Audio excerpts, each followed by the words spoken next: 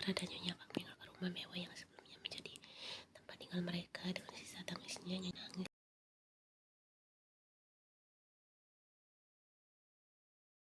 Di sisi lainnya, Najmin menyaksikan ibu dan Zahra pergi. Tidak ada yang menginginkan perpisahan seperti ini.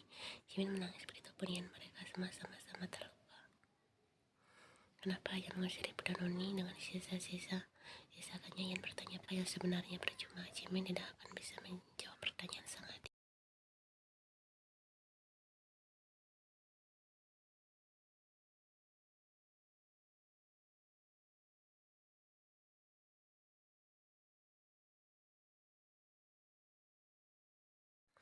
Bu, kita akan kemana? Lirik sekali. Hara sudah merasa lelah. Mereka baru saja keluar dari taksi dan Hara tak mengenali tempat yang sekarang dia pijak. Kita akan tinggal di rumah milik ibu dulu, jawabnya Nyapar. Entah yang dia pikirkan hanya tempat ini, walaupun tempatnya tidak sebesar rumah suaminya, tapi mampu memberi perlindungan dari sinar matahari dan rintikan air hujan.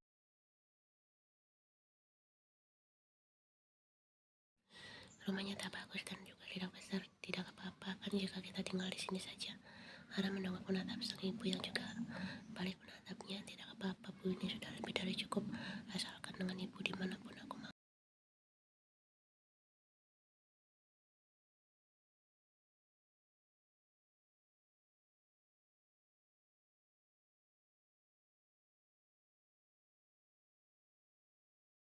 Kau ingin aku tak ke sekolah juga? Ia terkejut sungguh. Bukan itu maksudnya. Dia hanya bertanya pada Hara, bukan maksud menyindir Hara karena terlihat di lingkungan sekolahnya. Setelah seminggu kemarin Hara tidak masuk sekolah karena beralasan sakit.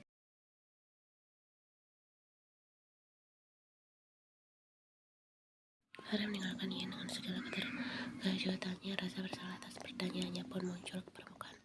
Sungguh aku tak bermaksud seperti itu. Satu teriakan berhasil terangkap indera pendengaran Hara, yaitu Taeyong yang meneriakinya. Ada apa? Tanya Hara setelah Taeyong mendekat ke arahnya. Boleh aku titip sesuatu? Apa?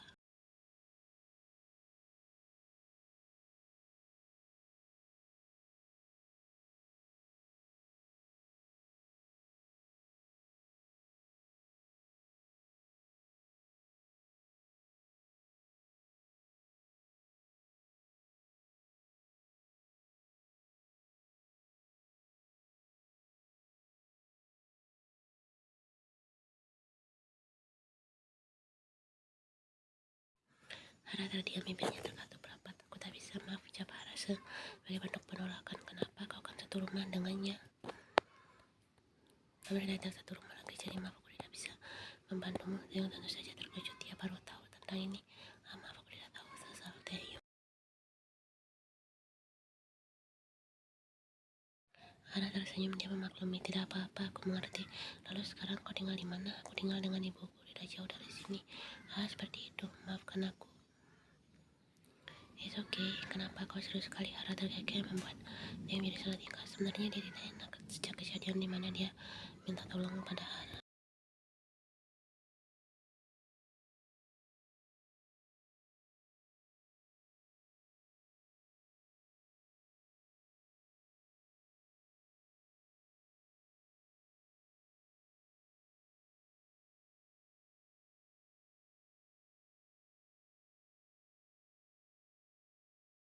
Nanti sore bisa temani aku menemui ibu, ucap Jimin hati-hati.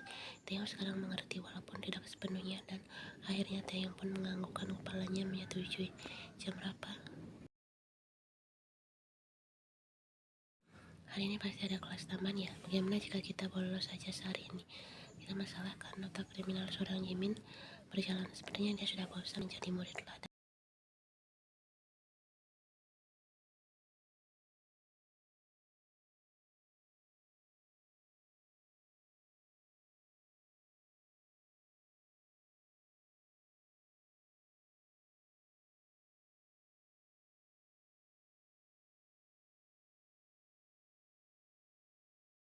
Taeyong berpikir kelas ini tawarannya menggiurkan. Kapan lagi dia bisa bolos di jam pelajaran tambahan? Dia bosan belajar, ingin sedikit bersenang-senang. Tidak apa-apa kan?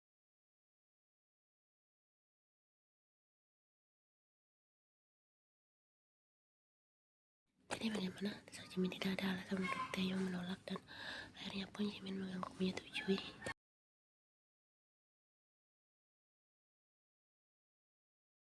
Jimin dan Taehyung menatap ragu bangunan yang ada di hadapannya. Kini Jimko yakin seperti rumah tidak ada penghuninya. Entahlah, tapi jika ibu tetap tinggal di sini masa di mana lagi? Ini tempat tinggal ibuku dulu sebelum ibuku menikah dengan ayah. Jimin masih mengamati pekarangan rumah di depannya.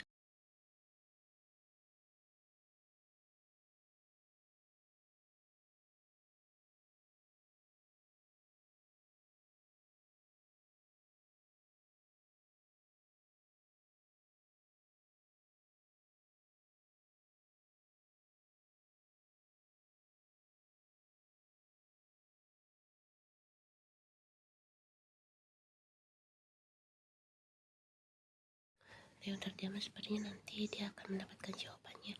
Setelah 1 jam, Jimin mengamati bangunan tempat tinggal yang katanya tempat tinggal ibunya dulu.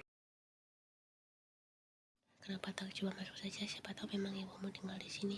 Jika kau seperti ini terus-menerus sampai lelaki tua menjadi muda kembali pun kau tidak akan tahu. Jimin mendelik, namun Taehyung melaju cepat buka gerbangnya. Kakiku kram.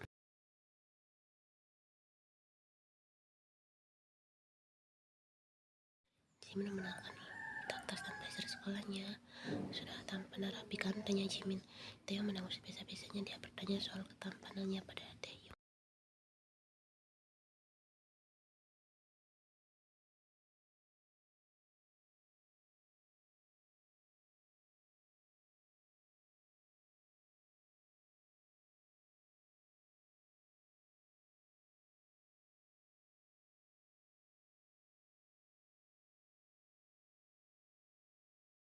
Sebaiknya kita pulang saja, ujar Jimin langsung. Namun saat Jimin berbalik, suara kunci berputar dan karena hal itu mengurungkan langkah Jimin yang hendak menjauh. Di sana wanita berubah yang ternyata ibunya keluar dari rumah. Jimin sedang bangkit di sini. Tanya wanita berubah itu terkejut. Jimin pun sama, apalagi Taehyung.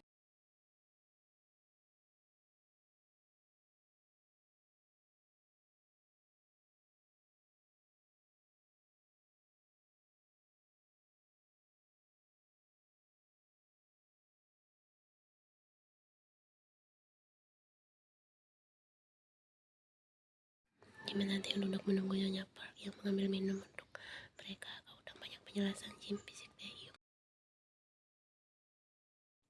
Jimin hanya menghentikan bahunya. Aku akan cerita nanti. Taehyung sedikit kesal, namun dia tahan karena kini Nyonya Park sudah kembali dengan nampan yang berisi 2 gelas air.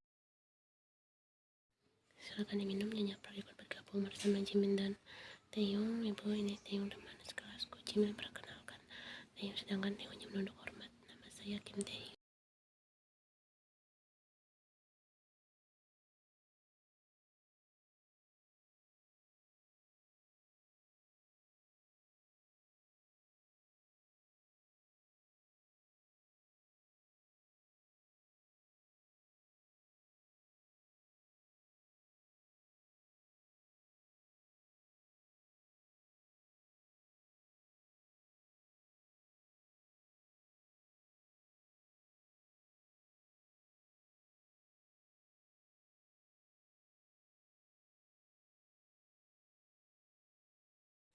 Pak, terjaga sendiri. Mau Jimin dan Taehyung pun ikut terjaga walaupun terasa garing. Oh ya, bagaimana sekolah kalian? Bukannya ini tingkat akhir bagi kalian ya? Seperti biasa, Nasruddin selalu memarahiku karena telah mengumpulkan tugas. Jimin dengan wajahnya melas berkata seperti itu. Membantah nanti ibunya refleks memukul lengan Jimin. Lah, kenapa ibu selalu marahkan aku? Udah fokus dengan game.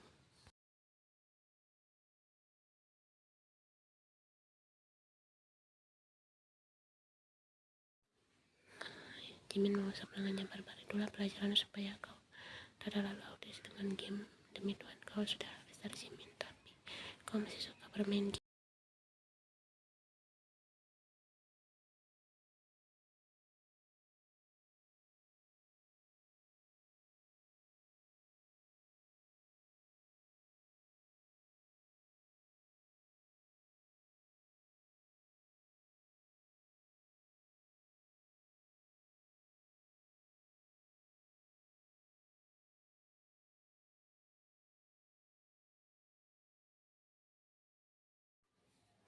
Tadi malam mampir, lalu Jimin dan Teo pamit dulu pulang. Ini sudah malam, sebaiknya aku menginap saja di sini lagi pula. Ada satu kamar kosong buat kalian tempati. Ayah akan mencariku nanti, aku akan kasih dengan Teo nanti. Apakah maklumi lagi pula, dia pun tidak ingin mengambil resiko yang memadai Jimin meluka nantinya.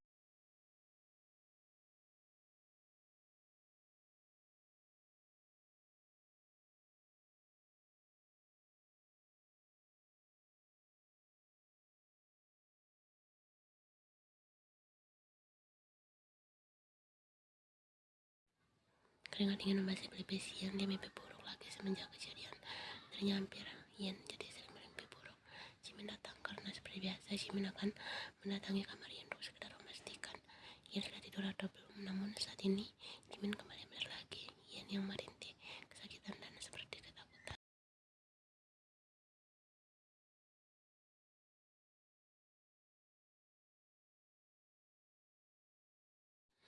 Ian bangun, kok pasti mimpi. Jimin menepuk-nepuk dia pipi Ian pelan sekali.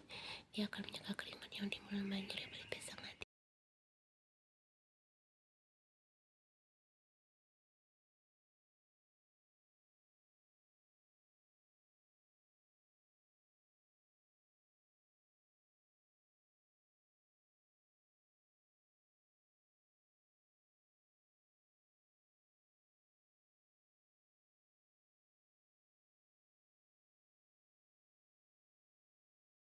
Jimin merangkul tubuh Ian yang bergetar. Ian menangis lagi.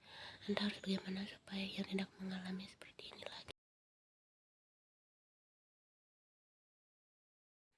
Tanpa tahu, Tuan Park dari tadi mengamati interaksi Jimin dan Ian dari luar kamar. Tuan Park awalnya ingin pergi ke kamarnya karena baru saja laki berubah itu selesai dengan pekerjaannya di ruang kerja pribadi.